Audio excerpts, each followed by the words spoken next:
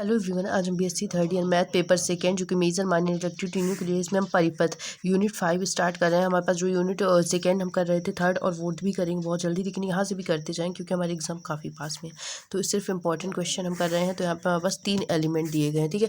आपको भी यहाँ पे एक्स वाई और जेड दिए गए हैं। ये बूलियन फंक्शन से है, वो बूलियन अलजेब्रा से था, ठीक है। तो यहाँ पे हमारे पास दिया गया एक्स वाई जेड दिया गया। अब इसको क्या करना है, हमें सरल करके इसका परिपथ आरेख बनाना है।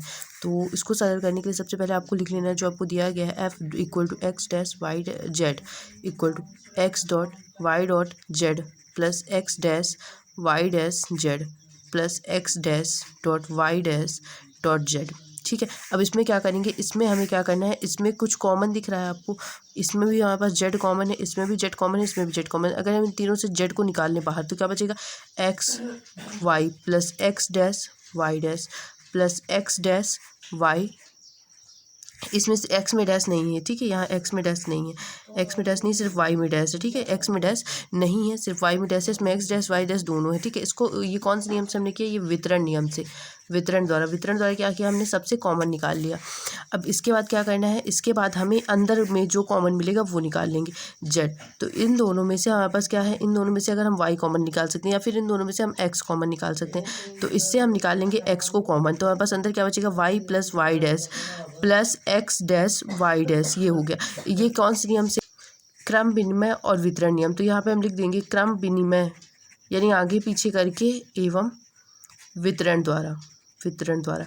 इसके बाद हमें क्या करना है, आपको पता है चूंकि y plus Y dash equal to 1 होगा, ये हमने कहा प्रूव किया था बूलियन अलजेब्रा वाले फंक्शन में।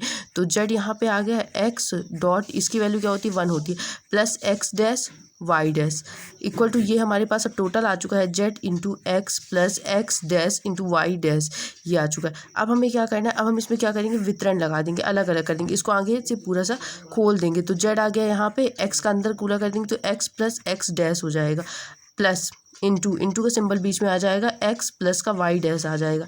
यहाँ से हमें क्या करना है, हमें पता है चूंकि x plus x dash equal to क्या होगा, 1 होगा, equal to z dot 1 dot x plus Y dash.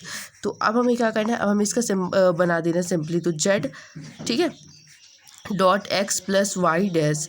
चूँकि आप लिखेंगे चूँकि F X comma Y comma Z जो है इक्वल है किसके, ये इक्वल है हमारे पास X Z X plus Y dash की, ये इसके इक्वल हो गया है, ठीक है।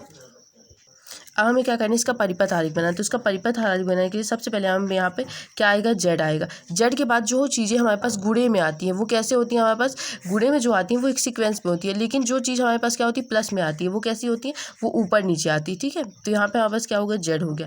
अब जेड के बाद यहाँ पे परिपथ आरेख बनेगा, तो एक्स और वाई क्या है, एक दूसरे के प्लस में है, तो यहाँ पे हमारे पास एक्स आ जाएगा, यहाँ पे वाई आ जाएगा, ठीक है। ये हमारे पास बन गया इसका परिपथ आरेख। आपको बस ये याद रखना, जो चीज़ें गुणे में होंगी वो एक लीनियर सीक्वेंस में आएंगी और जो प्लस में होंगी वो क्या आएंगी, पैरेलल आएंगी। और यहाँ पे क्या बन गया, ये हमारे पास बी ए, इसका एक परिपथ आरेख बन गया।